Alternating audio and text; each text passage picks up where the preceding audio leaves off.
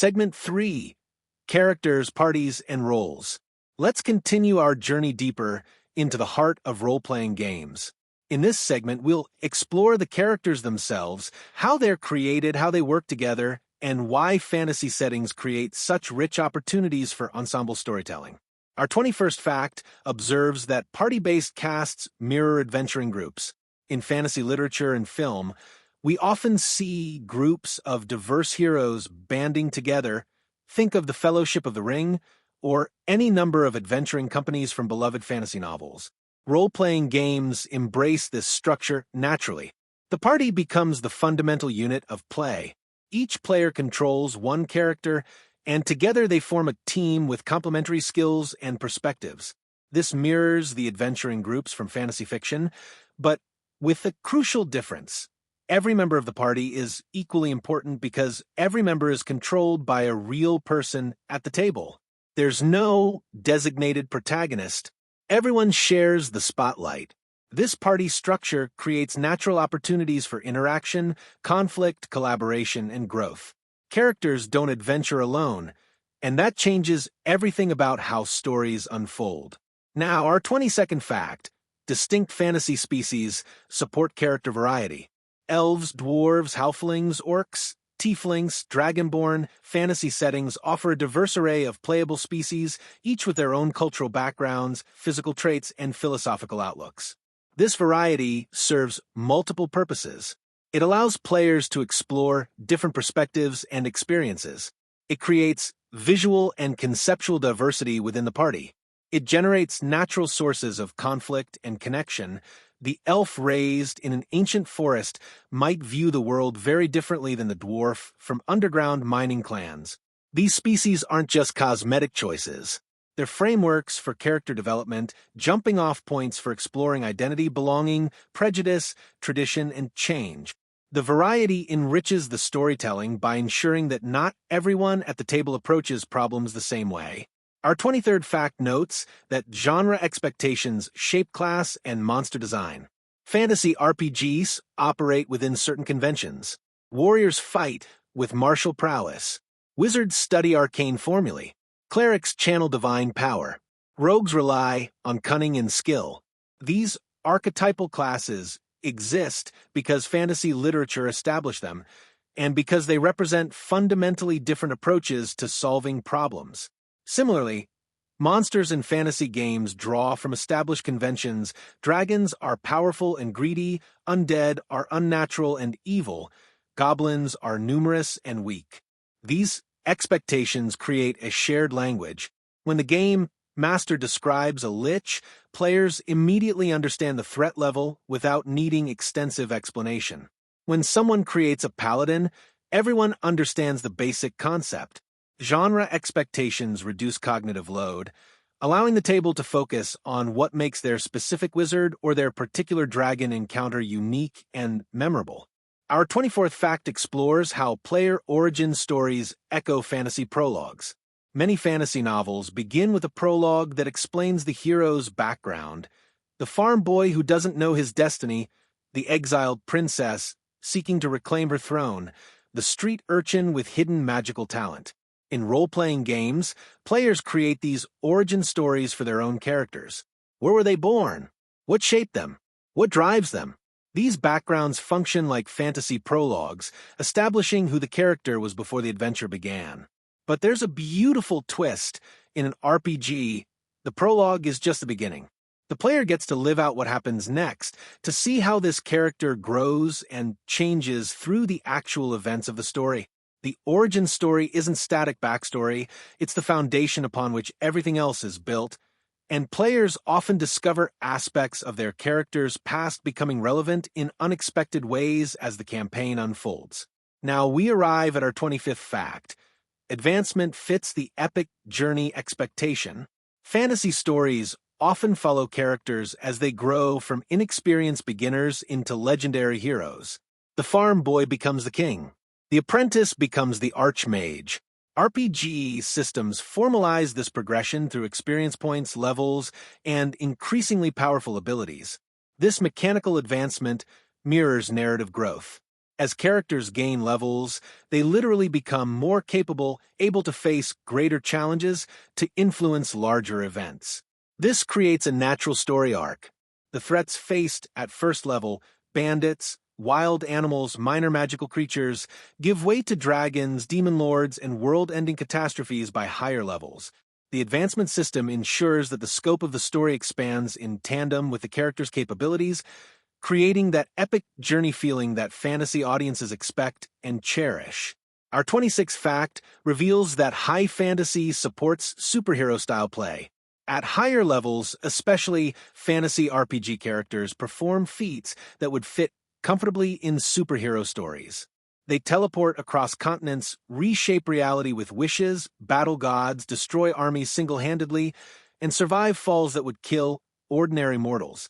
High fantasy accommodates this power escalation without breaking immersion, because magic provides justification for impossible abilities. The warrior's impossible sword techniques are the result of legendary training and enchanted weapons. The wizard's reality-bending spells are the culmination of years studying ancient tomes. Fantasy frames superheroic power in ways that feel appropriate to the genre, allowing players to experience power fantasies while maintaining the aesthetic and atmosphere of sword and sorcery adventure. Our 27th fact connects heroic ideals with player empowerment. Fantasy RPGs often cast players as heroes, not perfect paragons necessarily, but individuals with agency capability and the power to change their world. This aligns with core power fantasies.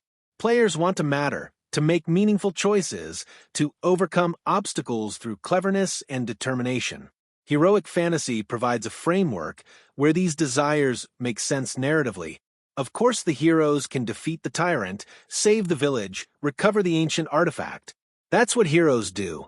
This alignment between player desires and genre expectations creates satisfying gameplay. The world responds to player actions in ways that validate their choices and effort. Heroism isn't just possible, it's expected, encouraged, rewarded. Now, our 28th fact. Fantasy guilds and factions create social anchors. Many fantasy settings include organizations that characters can join or interact with thieves' guilds, mages' colleges, knightly orders, merchant leagues, religious hierarchies.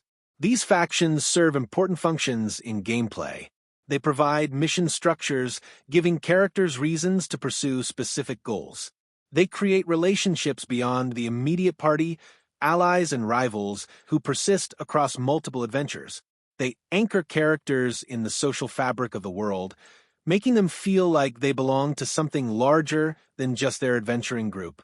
Factions also create natural sources of conflict and drama, competing loyalties, organizational politics, missions that might challenge personal ethics. They transform the world from a collection of locations into a network of relationships and allegiances. Our 29th fact explores retirement and epilogues as epic-style closure.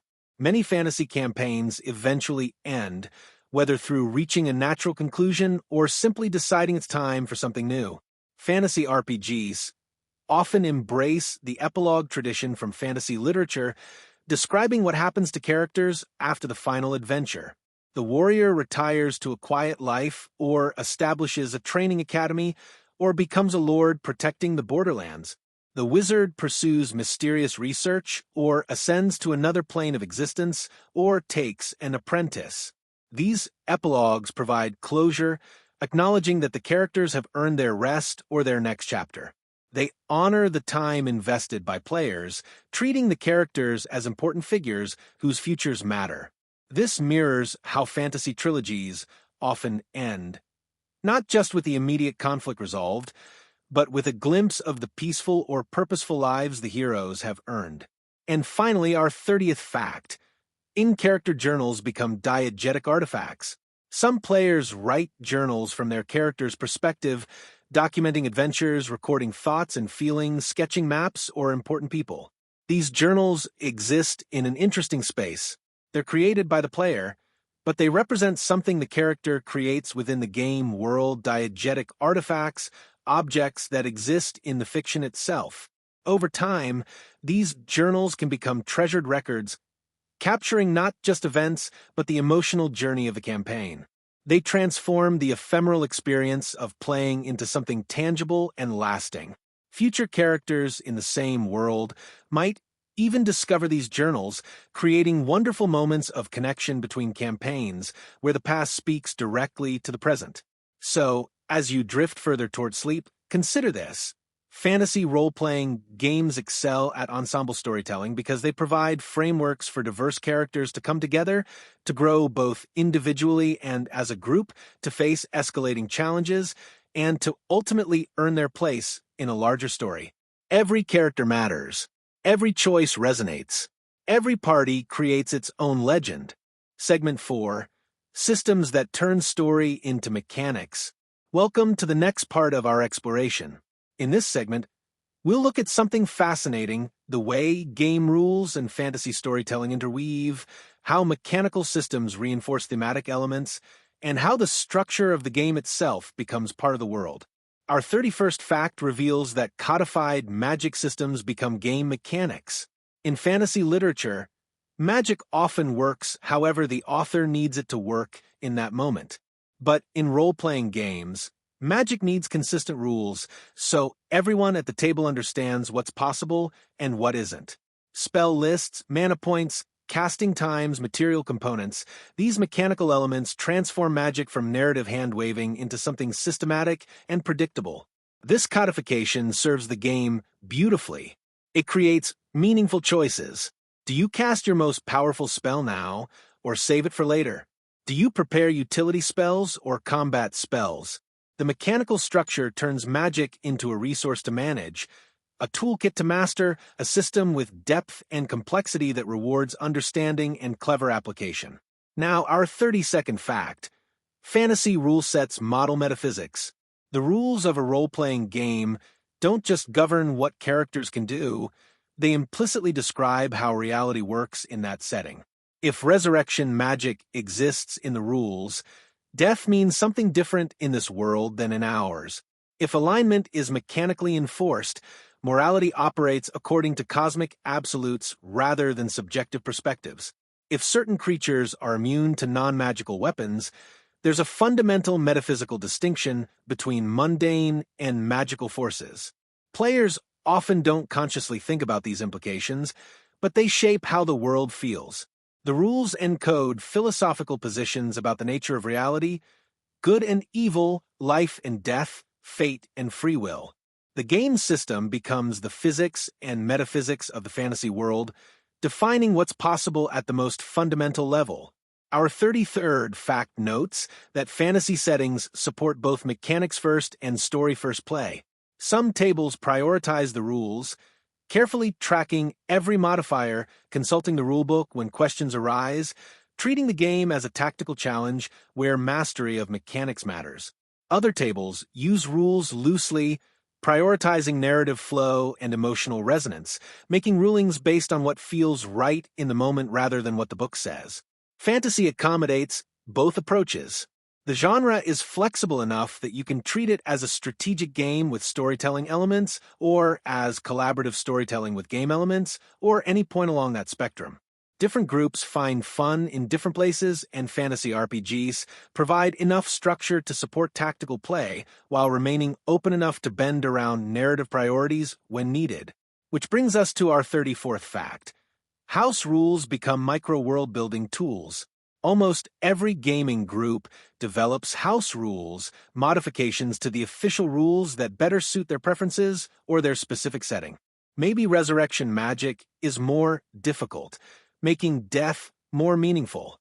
Maybe magic items are rarer, creating a grittier feel. Maybe social skills work differently, emphasizing role-playing over dice rolls. These house rules aren't just mechanical tweaks, they're statements about how this particular world works. They customize the game's metaphysics to match the tone and themes the group wants to explore. House rules become acts of world building, shaping the fundamental nature of reality in this campaign. They give the group ownership over not just the story, but the very laws that govern their shared universe. Our 35th fact explores how fantasy economies turn loot into world signals. In fantasy RPGs, Treasure isn't just a reward, it's information about the world. A dragon's hoard might contain coins from kingdoms that no longer exist, telling a story of ancient realms and long-ago conquests. The types of goods available in a city's markets reveal its trade relationships and resources. The relative value of different materials, gold, silver, gemstones, rare magical components, reflects what this culture considers precious. An economy where steel is rare and valuable suggests a world with limited iron deposits or primitive metallurgy. An economy where magic items are common and cheap implies fundamentally different assumptions about the nature of enchantment. Loot and economics become narrative tools, world building through commerce, teaching players about their setting through the simple act of buying, selling, and claiming treasure. Now we arrive at our 36th fact. Advancement creates tangible narrative milestones. We've talked about how characters grow more powerful as they gain levels, but there's another dimension to this. Advancement provides structure to the narrative, creating clear milestones that mark progress. Reaching 5th level might represent the transition from local heroes to regional champions. 10th level might mark the point where characters can influence national events. 20th level characters are essentially demigods who reshape civilization itself. These mechanical thresholds create narrative waypoints. They give players a sense of trajectory, of moving toward something. They also create natural points for reflection, looking back at where the character started, recognizing how far they've come, anticipating what challenges await at the next tier of power. Advancement transforms an open-ended experience into something with rhythm and structure without imposing a predetermined endpoint.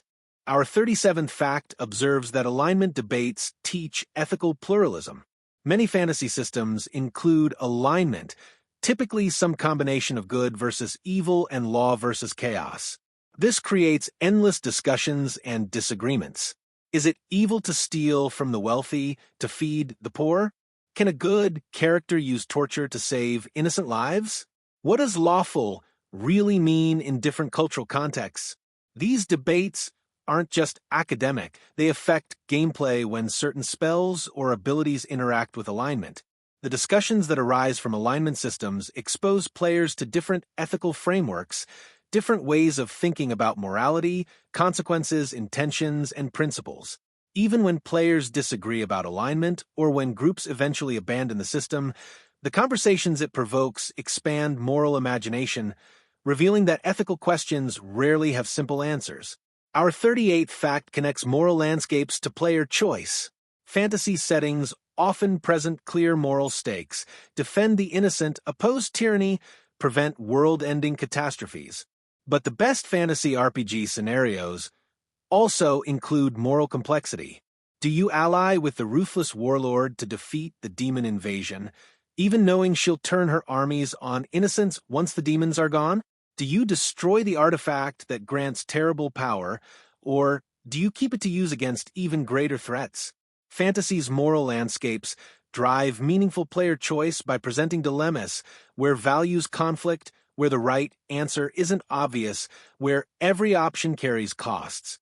These situations engage players emotionally and intellectually, making them active participants in the ethical dimensions of the story rather than passive observers. Now, our 39th fact. Religion in fantasy invites nuanced theology play. In many fantasy settings, gods demonstrably exist. Clerics channel divine power. Prayers receive answers. This creates interesting opportunities for exploring faith, devotion, religious practice, and theological debate. What does it mean to worship a god whose existence is provable? How do different religions coexist when multiple pantheons all grant real power to their followers? What happens when a character questions their deity's commands, or when religious institutions become corrupt even though the gods they serve remain benevolent? Fantasy religion can be shallow window dressing, but it can also be a rich vein for exploring questions about faith, authority, tradition, and the relationship between mortals and the divine. Players who engage with these dimensions discover that even in worlds where gods are real, faith remains complex and personal. And finally, our 40th fact. Fantasy artifacts embody history and consequence. A legendary sword isn't just a powerful weapon, it's an object with a past. Who forged it? Who wielded it? What great deeds or terrible crimes was it used for? Fantasy RPGs often imbue artifacts with histories that connect to the larger world. Finding such an item isn't just about gaining mechanical benefits, it's about inheriting a legacy, becoming part of an ongoing story. The sword that killed the Tyrant King 3 centuries ago carries weight beyond its statistics. Choosing to wield it means something. It might attract the attention of the tyrant's descendants, or inspire those who remember the old stories, or place moral expectations on its bearer. Artifacts transform loot from simple rewards into narrative threads that weave characters more deeply into the world's history. So, as you relax even further, think about this. The rules of fantasy role-playing games aren't separate from the story, they're part of the storytelling apparatus itself. Mechanics create meaning. Systems reinforce themes. The structure of the game becomes inseparable from the world. It helps create, turning numbers and procedures into tools for collaborative imagination. Segment 5, Adventure, Conflict, and Emergent Story. Let's continue our gentle journey through the world of role-playing games. In this segment, we'll explore what actually happens during play, the adventures themselves, the conflicts that arise, and the remarkable way stories emerge from the collaborative space between players and game masters. Our 41st fact observes that vast journeys create natural campaign structure. Many fantasy adventures involve traveling great distances, crossing continents to reach ancient ruins, climbing treacherous mountains to consult with hermit sages, sailing across perilous seas to distant islands. These journeys aren't just transitions between important locations. They become structural elements that give the campaign rhythm and pacing. The journey to the destination provides time for character development, for smaller encounters that build toward the main event, for the party to bond and plan and gather resources. Then comes the climactic confrontation at the destination. Then the return journey, which often feels different because the characters have changed, because the world has changed in response to their actions. This three-part structure, departure, quest, return, mirrors the hero's journey from mythology, creating satisfying narrative arcs that feel complete even as they lead into the next adventure. Now, our 40-second fact. Tropes exist as fast genre shortcuts. We've mentioned tropes before, but let's look at how they function during actual play. When the game master describes a mysterious hooded stranger in the corner of the tavern, everyone immediately understands the narrative beat. This is a quest giver or a spy or someone with secrets. The trope communicates quickly without requiring extensive description. Similarly, when players encounter a locked door covered in arcane runes, they understand without explanation that magical investigation is needed, not just lockpicking. Tropes accelerate play by allowing the table to skip over explanatory details and move directly to decision-making and action. They're a shared vocabulary that makes communication efficient, leaving more time for the elements that make this particular stranger or this specific door unique and interesting. Our 43rd fact notes that recurring tropes function as teaching tools. New players learn the rhythms of role-playing games partly through experiencing common scenarios multiple times. The first time they encounter a treacherous swamp, they might not think to watch for quicksand or poisonous creatures. The second time, they remember and prepare accordingly. The third time, they anticipate these dangers and develop creative solutions. Recurring tropes create learning opportunities without feeling like lessons. They establish patterns that players internalize, building genre literacy and game literacy simultaneously. Over time, players develop intuitions about how fantasy adventures work, what to expect, when to be cautious, when to be bold. These intuitions come from repeated exposure to familiar situations, each one a variation on themes they've encountered before. Our 44th fact reveals that legendary foes mark story milestones. Certain enemies in fantasy RPGs carry weight beyond their mechanical challenge. Dragons, liches, demon lords, ancient vampires, these aren't just difficult fights. They're rites of passage, markers that indicate the party has reached a new tier of capability and significance. Defeating your first dragon is memorable not just because it's mechanically challenging, but because dragons represent a threshold. You're no longer dealing with bandits and goblins. You're facing threats that can reshape landscapes, that live for centuries, that feature in legends. These legendary foes punctuate campaigns with memorable moments that players will remember years later. Their narrative exclamation points, declarations that something important has happened, that the characters have achieved something worthy of songs and stories. Now we arrive at our 45th fact. Monsters externalize inner and social fears. The creatures that populate fantasy adventures often represent deeper anxieties. Undead embody the fear of death and decay, the unnatural violation of life's proper ending. Demons represent temptation, corruption, the seduction of power at the cost of one's humanity. Mind flayers and similar aberrations externalize fears of losing autonomy, of having one's thoughts controlled or consumed. Giants might represent the overwhelming power of natural forces or political entities beyond individual control. Dragons can symbolize greed, isolation, the destructive hoarding of resources. When players battle these creatures, they're engaging with more than tactical challenges. They're confronting metaphorical representations of real fears and anxieties, working through them in a safe, imaginary space where victory is possible and courage is rewarded. Our 46th fact celebrates non-combat challenges that broaden fantasy beyond violence.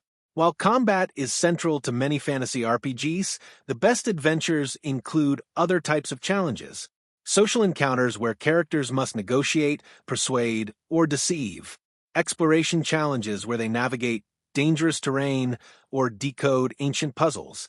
Investigation scenarios where they gather clues and piece together mysteries. Moral dilemmas where they must choose between conflicting values. These non-combat elements provide variety in pacing and tone. They allow different character types to shine. The silver-tongued bard might solve with words what the warrior would solve with steel. They also deepen the world, showing that not every problem can be resolved through violence, that fantasy settings contain the full complexity of human experience, not just its conflicts. Our 47th fact explores how fantasy heists remix classic adventure. The heist structure, planning a complex theft, gathering a specialized team, executing the plan while adapting to complications, fits beautifully into fantasy settings. Suddenly, the wizard isn't studying ancient lore to defeat dark lords, but researching guard patrol patterns and magical security systems. The rogue isn't delving into dungeons for treasure, but infiltrating noble estates or wizard towers. The cleric provides healing and divine guidance not for wilderness survival, but for escaping pursuit after the theft. Fantasy heists demonstrate the genre's flexibility, showing how classic adventure structures from other genres can be transplanted into fantasy worlds with minimal modification. They provide a different flavor of excitement, emphasizing planning, teamwork, and clever problem-solving over direct confrontation.